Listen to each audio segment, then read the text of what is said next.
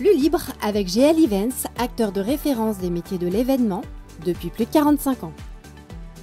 GL Events, bringing people together. Parce que les Français aimeront toujours l'automobile, le Salon automobile de Lyon présente Flux libre, le podcast. Bienvenue dans le 5e épisode de Flux libre, qui a été enregistré en direct du Salon automobile de Lyon 2025. Notre feuille de route sera consacrée à Alpine, symbole d'audace et de passion, pour un dossier intitulé « La renaissance d'une marque française ». Ensuite, place à Alexandre Lenoir qui prend le volant pour un nouvel essai plein de sensations. Puis on retrouvera Paul Collignon, jeune directeur marketing de Honda France, pour son grand entretien sans filtre. Et pour boucler cet épisode, nous allons nous offrir une escapade en compagnie de Jean-Paul Bessy, commissaire général du salon Époque Auto, qui nous livrera celui qui va se tenir les 7, 8 et 9 novembre prochains à Lyon. Vous êtes prêts ? Alors on boucle nos ceintures et en route pour le 5e épisode de Flux libre. Flux libre avec GL Events. Le marché automobile en flux libre et sans tabou. Feuille de route.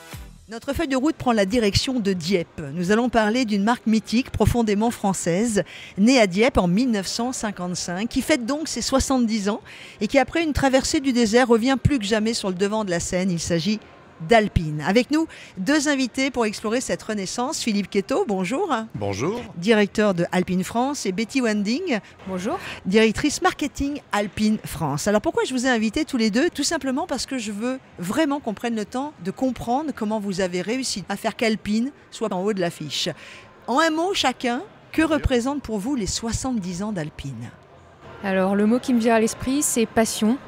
70 ans de passion, puisque ça s'est retrouvé en fait dans l'événement qu'on a fait à Dieppe, qui a réuni 15 000 voitures et tout autant de passionnés qui sont venus de toute la France, voire même de l'étranger. Philippe Quetto. 70 ans, une grande fête, un grand plaisir d'avoir pu réveiller cette marque qui était en sommeil pendant quelques années et qui surperforme sur le marché français depuis 8 ans.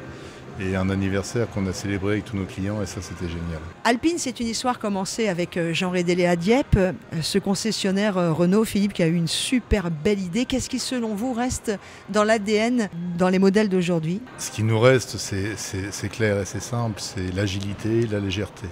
Tout est construit autour de la légèreté. Et ce qui fait l'ADN d'Alpine, c'est cette vivacité, cette tenue de route, cette sportivité, cette élégance aussi qui va autour. Mais le gène et ce que Jean Rédélé avait développé au plus profond de lui, c'est la légèreté. Vous avez Betty en charge du marketing. Comment est-ce qu'on fait revivre cette identité aujourd'hui très française, entre la nostalgie, parce qu'on a des A110 historiques, les victoires du Mans évidemment, mais aussi la modernité avec l'électrique, le digital ? Justement, d'un point de vue marketing, le but, c'est de réunir les clients passionnés, fidèles depuis longtemps à la marque avec l'A110. Donc, on a un certain nombre d'événements, notamment automobiles, type rallye, etc., où on les fait venir. Et puis, le but, c'est d'aller conquérir des nouveaux clients avec l'extension de notre gamme. Et là, on est sur des événements et des partenariats dans des secteurs différents, comme par exemple le paddle, dont on est partenaire au niveau national. Philippe Quetto, vous avez annoncé le futur crossover, le GT 100% électrique, qui est produit à Dieppe. Oui. Qu'est-ce que ça signifie pour l'usine d'ailleurs, pour les emplois et plus largement sur la place de France dans l'automobile sportive ? Une grande satisfaction de la part de tous les collaborateurs de Dieppe de voir la pérennité du site, voire même un site qui va encore s'agrandir, puisque les volumes seront encore supérieurs à ceux de la 110. Donc une grande fierté, une grande satisfaction et pour l'emploi dieppois, c'est effectivement une très bonne nouvelle. Comment vous accompagnez vos équipes, les équipes de l'usine, sur les formations, sur... Tout repart à zéro, nouvelle chaîne de production, nouveaux modèles, électrification, donc effectivement des plans de formation extrêmement intensifs qui sont déjà commencés. Combien de personnes dans l'usine aujourd'hui ? Aujourd'hui, 350 personnes. Collaborateurs, juste dans l'usine, oui. Et tout compris autour de la marque Alpine ? On va dire, enfin, je ne peux pas vous donner de chiffres, c'est assez compliqué puisqu'il y a beaucoup de gens du design, beaucoup de gens de l'ingénierie qui peuvent travailler aussi pour plusieurs marques du groupe, donc c'est compliqué de dire exactement combien de personnes sont sur la marque Alpine uniquement. Si on revient sur l'usine de Dieppe, est-ce qu'il y a ce phénomène de transmission qui réapparaît avec les enfants qui veulent aussi travailler? Il y a une grande fierté parce que Dieppe, ce sont beaucoup de Dieppois qui travaillent dans l'usine, des gens qui ont connu cette usine dans le passé et qui l'ont vu évoluer avec quelques périodes de doute et d'incertitude, voire même des petits sommeils à un moment. Donc ce réveil en 2017-2018 a vraiment réjoui, je crois, toute la ville. D'ailleurs, on le voit quand on arrive dans la ville de Dieppe, sur les ronds-points, vous avez de la 110, sur les restaurants, dans les bars. Enfin, toute la population tourne autour de l'usine et de la 110. Alpine, pour moi, c'était un son. C'était le son d'un moteur, c'était un bruit, c'était la sportivité, bien évidemment, mais c'était aussi ces sensations un peu mécaniques, une émotion mécanique. Alors comment vous, Betty, vous êtes une jeune responsable marketing, comment vous avez travaillé l'Alpine électrique pour qu'elle séduise quand même toute cette génération ? L'objectif justement c'est de garder l'ADN de la marque, donc toute cette sportivité comme vous dites, et de la mettre à l'ère électrique. On essaie de garder la légèreté comme mantra, donc il faut bien évidemment gommer tout le poids qui est lié à un véhicule électrique, et là c'est tous nos ingénieurs qui mettent leur savoir-faire et leur passion dans cette technologie pour qu'on puisse retrouver finalement les sensations de conduite d'une A110 au volant de nos véhicules électriques aujourd'hui. Et puis pour le son que vous décriviez, on a décidé de mettre un son dans nos véhicules électriques qui n'est pas un son fabriqué. En fait, on a enregistré le bruit du moteur électrique qu'on a retravaillé derrière pour que le pilote puisse retrouver finalement les sensations quand il conduit, qu'il ait ses réponses par rapport à la voiture. Philippe Quetto, vous êtes un pilote d'Alpine, vous aussi ? Aussi. Vous avez fait la transition également ? Oui, j'ai la chance de rouler en A110 très régulièrement, ce qui est un plaisir au quotidien. La transition se fait sans aucun problème, puisque les véhicules, que ce soit la 290 ou la 390 qui arrivent, on retrouve les mêmes sensations de pilotage que sur une A110, les mêmes sensations de toucher de route, de tenue de cap, d'agilité, de sportivité. On les retrouve sur nos modèles électriques. Je voudrais qu'on parle du réseau aussi, parce que ça c'est important. Extrêmement important. D'autant plus qu'on se rend compte sur le salon automobile de Lyon, qui est aussi le salon des réseaux, des distributeurs. Alors moi je trouve ça important, vous avez dit extrêmement important, pourquoi ? Parce que c'est le lien avec le client. Entre nous, constructeurs, l'usine et le client, il faut un réseau. Sinon ça ne marche pas. Le réseau Alpine aujourd'hui c'est 36 distributeurs, il y en aura plus de 40 l'année prochaine. Donc le réseau continue à se développer, on a une gamme qui s'intensifie, on va avoir 3 modèles dans les semaines qui viennent à proposer à nos clients. Donc il faut un réseau proche de nos clients, efficace, structuré, séparé des autres marques pour donner toute satisfaction à nos clients. On a vu réapparaître la marque Alpine en 2016 avec les premières livraisons en 2018.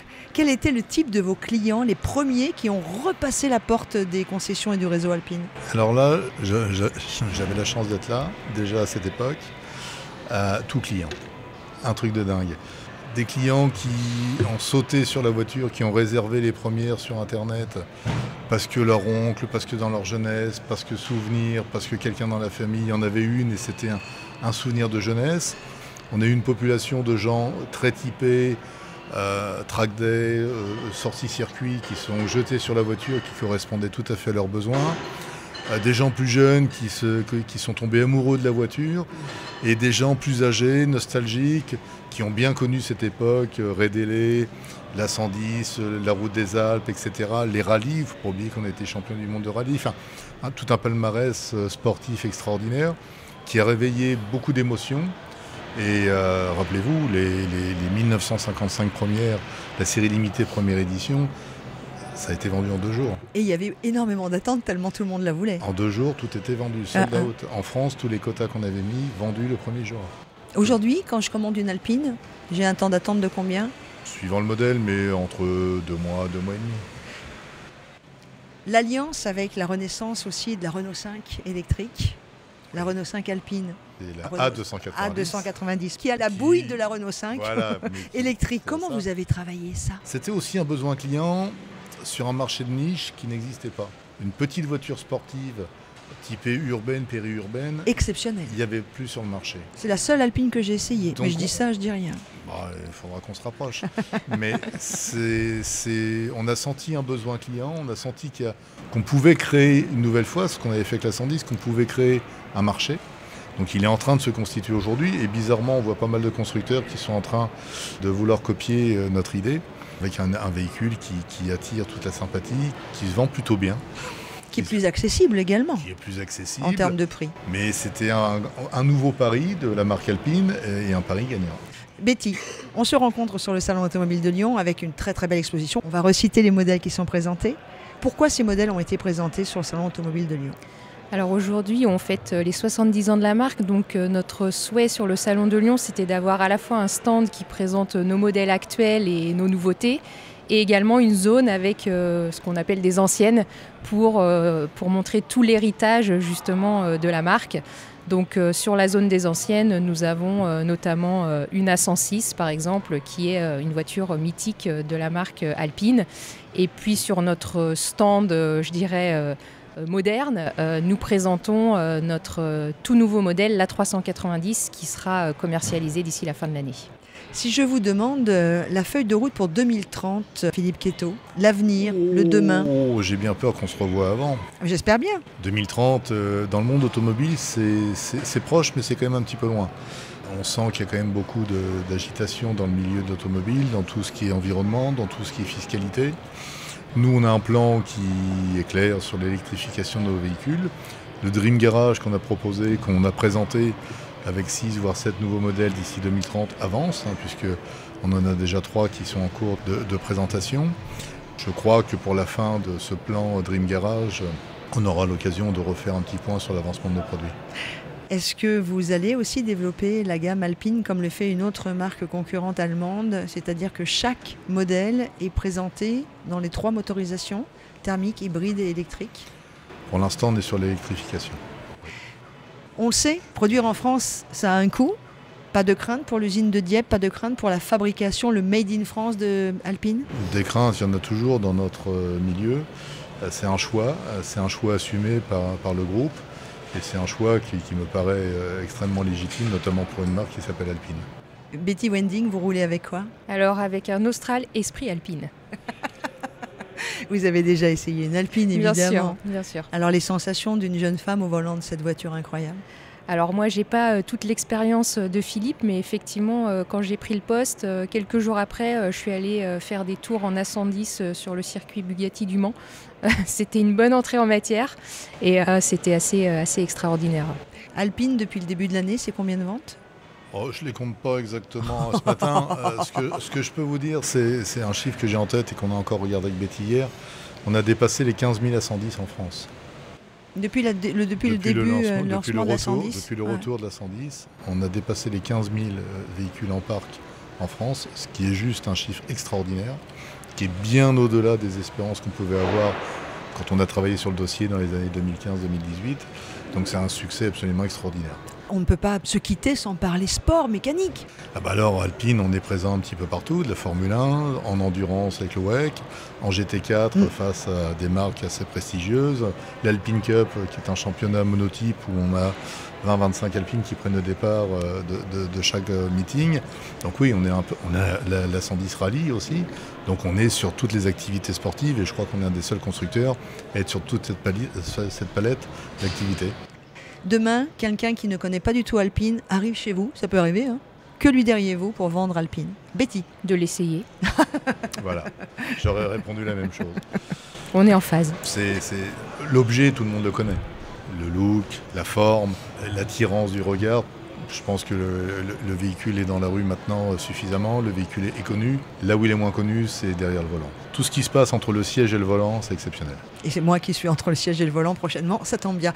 Merci beaucoup à tous les deux d'être venus nous rejoindre. Philippe Quetto, directeur Alpine France. Merci Philippe. Avec plaisir. À très bientôt. Et merci. Betty Wending, directrice marketing Alpine France pour la renaissance d'une marque française. Merci. Merci. Et toutes nos félicitations et bonjour à tous les collaborateurs et compagnons d'Alpine.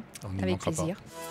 Flux libre avec GL Events. Après cette plongée dans la réalité d'Alpine, suivons Alexandre Lenoir au volant d'un nouvel essai. Le marché automobile en flux libre et sans tabou, au banc d'essai. Si vous êtes fan de voitures américaines, vous avez certainement déjà entendu parler du Cadillac Escalade, ce monument du luxe qui existe aujourd'hui en version électrique. Et bien voici son petit frère que nous avons découvert au Salon Automobile de Lyon et qui arrive en France, le Vistik. Enfin, quand on dit petit, si les équipes de Cadillac l'appellent déjà le Baby Escalade, il n'en demeure pas moins qu'il mesure 5,22 m de long. Très imposant. Nicolas Hédet est journaliste automobile et il a un avis bien précis sur la question. À titre de comparaison, on pourrait comparer ça à un range châssis long. Au-dessus de ça, on peut avoir bien sûr un Hummer, on peut avoir le Rolls Cullinan ou encore le Bentayga, mais voilà, on est sur un format limousine. Et le Vistik, c'est bien plus qu'un Escalade miniature. C'est un SUV 100% électrique, élégant, spacieux et taillé pour les familles modernes et aisées qui veulent rouler différemment. Visuellement, il en impose mais n'en fait pas trop. Un peu plus de 5,20 m de long donc, des lignes tendues, des flancs musclés et d'immenses jantes de 21 à 23 pouces. Bref, un vrai grand SUV premium. À l'intérieur, l'ambiance est sobre, raffinée, presque zen. Du bois, du métal brossé, des inserts cuivrés et un immense écran incurvé de 32 pouces pour piloter toutes les fonctions. Et pour la bande-son du voyage, un système audio AKG qui totalise pas moins de 23 haut-parleurs, de quoi transformer chaque trajet en petit concert privé. Reste qu'il y a quand même quelques fausses notes. On a les contreportes qui mériteraient d'être dans une autre matière que du plastique dur.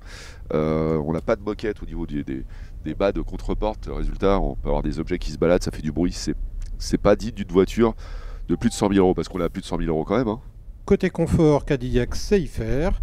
Les sièges sont accueillants, la position de conduite haute et même la troisième rangée offre un vrai espace pour voyager.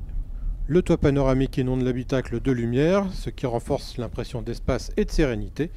Et sous le plancher, 2 moteurs électriques totalisent 615 chevaux. Oui, 615. Résultat, le 0 à 100 s'expédie en 3 secondes 7. 3 secondes 7, à titre de comparaison, c'est plus rapide qu'une Porsche 911 Carrera S. Bref, silencieux, rapide et doux et violent à la fois, un vrai tapis volant moderne. L'autonomie, elle, tourne autour de 400 km et la recharge rapide à 190 kW permet de récupérer environ 130 km en 10 minutes sur la batterie qui, elle, totalise 102 kWh. Ce n'est pas la plus performante du marché, donc, mais c'est largement suffisant pour les trajets quotidiens et même les longs week-ends en famille. Et sur la route, c'est un régal. Silence absolu, suspension pilotée, roue arrière directrice pour mieux manœuvrer. Mais ce qui est assez extraordinaire, c'est que ça braque peut-être presque mieux qu'une Twingo. Les versions haut de gamme disposent même de gros freins Brembo et de la fameuse conduite autonome Super Cruise, capable de changer de voie toute seule et d'ajuster la vitesse selon les panneaux. Alors si le Vistik reste dans l'ombre de l'Escalade, c'est tout de même une ombre bien confortable. Avec son look affirmé, son luxe maîtrisé et sa puissance silencieuse, ce Baby Escalade a décidément tout d'un grand. Flux libre avec GL Events. Place à la réflexion et à la vision avec notre grand entretien qui reçoit Paul Collignon, le jeune directeur marketing de Honda France. Le marché automobile en flux libre et sans tabou, sans filtre. Paul Collignon, bonjour. Bonjour Laurence. Merci d'être avec nous. Vous êtes directeur marketing automobile chez Honda France. Alors derrière ce titre sérieux, j'aimerais que l'on découvre aussi l'homme que vous êtes, les passions, le parcours, sans parler évidemment aussi de Honda. Parce qu'en fait, on ne choisit pas l'automobile et le marketing automobile un petit peu par hasard. Je vous demande votre premier souvenir lié à l'automobile, même s'il remonte à très longtemps, car il paraît qu'enfant, vous adoriez déjà l'automobile. Effectivement, je suis tombé dedans depuis tout petit. Spontanément, le premier souvenir qui me revient, ça devait être en 99, au moment du lancement de la Honda S2000, où mon papa est venu me chercher à l'école maternelle avec cette voiture. Et avant de rentrer à la maison, on a fait de grands détours dans la ville pour me faire découvrir les sensations de cette voiture. Et j'en garde encore aujourd'hui. Je pense que c'est le premier vrai gros souvenir automobile que j'ai. Votre papa était donc déjà Honda? Mon papa était déjà Honda, ouais. Au-delà de cette histoire avec votre papa, est-ce qu'il y a aussi dans votre parcours de vie une rencontre qui vous a donné envie d'aller vraiment vers l'automobile Alors effectivement, un mentor, je pourrais dire Stéphane Magnin. J'ai commencé à travailler chez Suzuki et j'étais en concession automobile en tant que commercial. Et il m'a un peu pris sous son aile en me guidant dans mes choix de parcours futurs dans les études. Il m'a conseillé une école qui est le groupe Escra au Mans. À la suite de cette année, j'ai intégré Honda en stage sous l'aile de Steve Amsalem qui m'a ouvert les portes. Paul Collignon, le directeur marketing Honda France. Ça ressemble à quoi vos journées? C'est quoi votre mission principale? Elle est très simple, ça va être de vendre des voitures. Créer de l'émotion pour faire découvrir la marque, pour générer un intérêt. Quelle est la cible aujourd'hui des aficionados de Honda? C'est assez large. Ce qu'on identifie, on a des clients qui tombent dans l'univers Honda quand ils sont petits, parents, grands-parents, leur première voiture sera une Honda et on va les suivre tout au long de leur vie. Ou alors on récupère des clients un peu sur le tard, qui ont fait le tour de toutes les marques et qui souhaitent venir à quelque chose avec une émotion particulière et qui découvrent la marque. Et une fois qu'ils sont dedans, ils restent chez Honda. Vous parlez beaucoup d'émotion. C'est quoi l'émotion Honda? C'est global, il y a une odeur, il y a un toucher de route, il y a quelque chose qui se passe derrière le volant avec les pédales. Il y a une révolution, l'électrification, les nouvelles mobilités, les nouvelles technologies, les attentes environnementales. Comment une maison comme Honda prend ce tournant? Honda a commencé le développement de nouvelles technologies il y a plus d'une trentaine d'années. La première hybride est sortie il y a 25 ans et au départ on pouvait associer l'hybride à un véhicule un peu ennuyeux pour tous les jours et finalement Honda a un passé de véhicule sportif qui est très grand. Il y a de grands noms qui sont passés par la marque, il y a de nombreux modèles avec beaucoup d'émotions et Honda a pris le parti de continuer à développer cette émotion avec de l'électrification, des véhicules hybrides. On arrive à faire des hybrides sportives aujourd'hui et c'est ce qui nous permet de maintenir cette émotion au fur et à mesure de la législation qui évolue sans pour autant perdre l'ADN et la force que la marque a créée il y a plus de 75 ans. Cette force qui est liée aussi à la durabilité, à la qualité des moteurs. On le retrouve aussi sur l'hybridation et sur les véhicules électriques, typiquement sur les New One ou sur l'ensemble de la gamme Honda. Aujourd'hui, on a la garantie moteur jusqu'à 10 ans. Vous avez quel âge, Paul Collignon, vous qui êtes le directeur marketing automobile chez Honda France? J'ai 31 ans.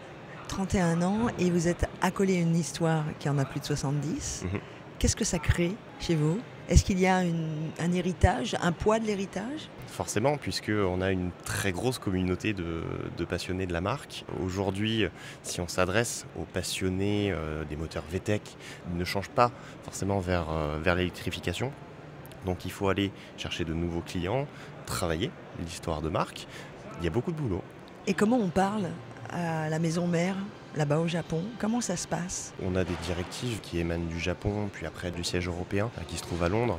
On est aussi libre puisque c'est un marché qui est très particulier, le marché français comme tous les marchés européens, voire même mondiaux. Quelle est votre plus grande émotion depuis que vous êtes directeur marketing France? Il y en a eu beaucoup. J'ai pas de passé dans le marketing, je viens du commerce, donc j'ai découvert cette fonction en prenant le poste. Évidemment qu'il y a eu des moments compliqués, mais la première bataille a été de revenir en télévision, puisque directive européenne, on n'a pas cette possibilité de faire de la communication en télévision. C'est un canal qui fonctionne très bien pour l'automobile. Quand vous dites, excusez-moi Paul Collignon, que c'était compliqué de revenir en télévision, et pourtant il y a toujours eu des publicités sur la voiture. Pas avec Honda. Mais pourquoi? Parce que la télévision coûte très cher dans tous les pays. On est une marque qui aujourd'hui distribue entre 70 ou 75 000 véhicules en Europe. On a bien évidemment des budgets marketing qui sont liés à la volumétrie qu'on peut avoir sur chacun des marchés. Et aujourd'hui, une campagne télé dans un mix média coûte très cher pour une période relativement courte. Et on est obligé de faire des choix dans les canaux qui sont activés pour pouvoir tenir toute l'année et avoir des retombées, rester en notoriété. L'avenir de Honda? On a lancé au mois de septembre la Civic haute de 11e génération facelift, un modèle historique lancé en 72. Un petit peu plus tard, et là on est sur le premier trimestre 2026 avec l'arrivée du coupé Prélude. On aura toujours les phares qui vont se lever? Non, il n'y aura pas les phares escamotables. Par contre, on arrive avec une vraie nouvelle technologie pour mettre encore plus en avant le plaisir de conduite sur cette voiture. Donc elle est hybride. On récupère le système S plus Shift, qui est une nouveauté, avec des palettes au volant de changement de rapport. Pourtant, il n'y a pas de boîte de vitesse. Et il y a une centrale inertielle qui se trouve sur le moteur électrique pour générer des G, l'accélération au passage de rapport ou à la décélération, pour augmenter le plaisir de conduite qu'on peut avoir sur une hybride. Et en sensation pure, eh bien, c'est comme si on avait une boîte double embrayage sur une sportive. Et on a des consos qui sont hyper basses. Plus tard, fin 2026, premier trimestre 2027, on aura l'arrivée d'une nouvelle entité dans la marque Honda, qui est le Zero Series, une gamme de véhicules 100% électriques, avec dans un premier temps un SUV, s'en suivra une berline, et ce seront les vitrines technologiques électriques de la gamme. Pour conclure, qu'est-ce qu'on peut vous souhaiter, Paul Collignon ? Beaucoup de ventes et beaucoup de plaisir. Alors le plaisir, ça c'est ok. Merci beaucoup de nous l'avoir donné en venant au micro de Flux Libre. Merci beaucoup. Merci Laurence. Honda était notre invité à travers Paul Collignon, son directeur marketing. Flux libre avec GL Events. Nous sommes pour une escapade un peu particulière. On va se promener à Lyon et s'arrêter sur le salon Époque Auto. Le marché automobile en flux libre et sans tabou. L'escapade. Monsieur Bessy, bonjour. Bonjour. J'aimerais que vous nous parliez de ce salon Époque Auto. Ce salon Époque Auto, créé il y a 46 ans par le club des amateurs d'automobile ancienne, donc un des plus anciens clubs de France. C'était créé que par des bénévoles et depuis 46 ans, c'est des bénévoles, à 100% bénévoles, qui organisent le salon chaque année. Au-delà de ces bénévoles, qu'est-ce qui distingue ce salon Époque Auto de tous les autres événements liés aux véhicules anciens ? L'objectif justement de ce salon chaque année, c'est que c'est un salon qui est créé que par des passionnés et avant tout, on cherche à se faire plaisir, on fait que des choses de passion, que des voitures de passion et à la sortie, ça plaît à tous les visiteurs qui sont également des passionnés. C'est un salon pour des passionnés. Là, cette année, dans notre escapade, on va proposer à tous ceux qui écoutent notre podcast Flux Libre de s'arrêter à Lyon pour ce salon Époque Auto qui se déroule à Eurexpo. Il fait 88 mètres carrés et en tout, on entend chaque année plus de 100 000 visites. Qu'est-ce que les visiteurs du salon Époque Auto vont découvrir pour cette année 2025 dont on va rappeler les dates ? 7, 8, 9 novembre 2025. C'est une bonne date, c'est mon anniversaire, le 9. Les nouveautés de ce salon ? Pour 2025, on essaye toujours de trouver des thèmes pour passionner le maximum de personnes. On a décidé de dédier ce salon aux pompiers. Donc le plateau principal cette année, c'est mettre à l'honneur le plateau des pompiers. On a travaillé avec le musée des pompiers de Lyon qui va nous faire un formidable plateau. Avec des véhicules rares ? Alors que des véhicules anciens, bien sûr. Nous, notre ADN à Lyon, c'est d'avoir des véhicules de plus de 30 ans. C'est tout. Donc, c'est des voitures de collection. Certains de vos collectionneurs viennent exposer des véhicules qu'on voit nulle part ailleurs ?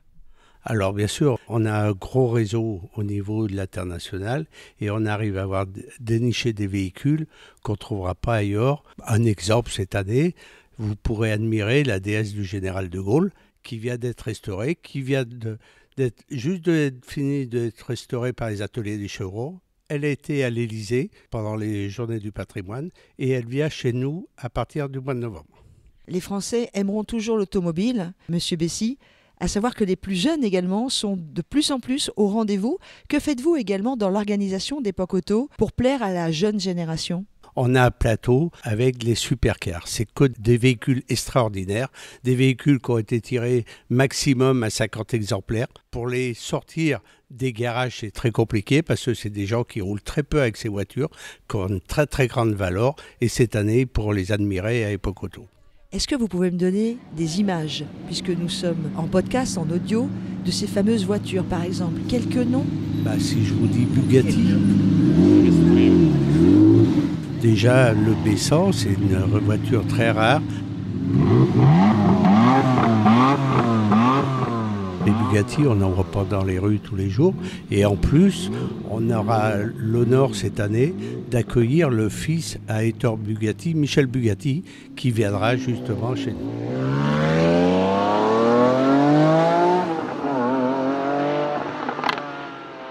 Époque Auto, c'est un salon de transmission. Cette année, On va parler aussi des anciennes, bien sûr, parce que nous, c'est notre ADN aussi, les voitures anciennes. La ville de Lyon, c'était un des berceaux de l'automobile avec Paris. Et on avait, à l'époque, au début du siècle dernier, plus de 150 constructeurs qui étaient à Lyon. Et donc, cette année, on va faire un plateau qu'avec des voitures qui ont été à Lyon. Donc, comme bien sûr Berlier qu'on connaît, mais il y a des voitures beaucoup moins courantes qui ont été fabriquées à Lyon, comme Vermorel, comme Audibert. J'aimerais vous rencontrer un peu plus pour conclure ce rendez-vous, Monsieur Bessy. Vous êtes évidemment un amoureux de la voiture ancienne. Vous êtes tombé dedans il y a combien de temps ? Toujours. Je crois que la voiture, dès qu'on est gamin, on joue avec les petites voitures et après on reste. Et puis dès qu'on peut s'en payer des grosses, se faire plaisir, c'est les voitures de nos enfants, notre enfance en fin de compte. Qu'est-ce que vous avez aujourd'hui, vous, comme voiture ancienne ? J'ai plusieurs voitures. Le club qui organise Époque Auto, c'est un club multimarque. Donc, on aime toutes les marques de voitures. On n'est pas spécialisé à une seule voiture. Donc, on a vraiment toutes les marques de voitures. Non, mais je parle de vous, Monsieur Bessy. Qu'est-ce que vous avez, vous, comme véhicule, ne serait-ce qu'une d'entre elles ? La plus ancienne, c'est une Renault NN qui est de 1924, qui a plus de 100 ans. Le son de son moteur, ça donne quoi ?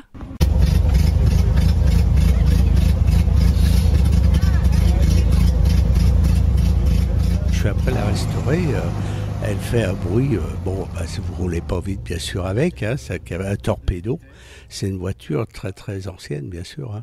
Mais sinon après j'ai une voiture de 1938, une Hotchkiss, qui était, malgré le nom, c'était une voiture française. Si vous pouviez réaliser un rêve, Monsieur Bessy, ce serait lequel ? Je crois que mes rêves, je les ai tous réalisés par rapport aux voitures. On est dans un milieu où c'est pas trop cher parce qu'il faut les restaurer. La passion aussi, c'est pas simplement de conduire les voitures, c'est de travailler dessus et de les bricoler et de les restaurer. Si vous deviez résumer en une phrase ce que représente le salon Époque Auto, pour vous, Monsieur Bessy, commissaire général de ce salon ? La passion, et ce salon a une âme. Tous nos visiteurs nous le disent, on rentre, on sent qu'il y a la passion qui règne sur tout ce salon.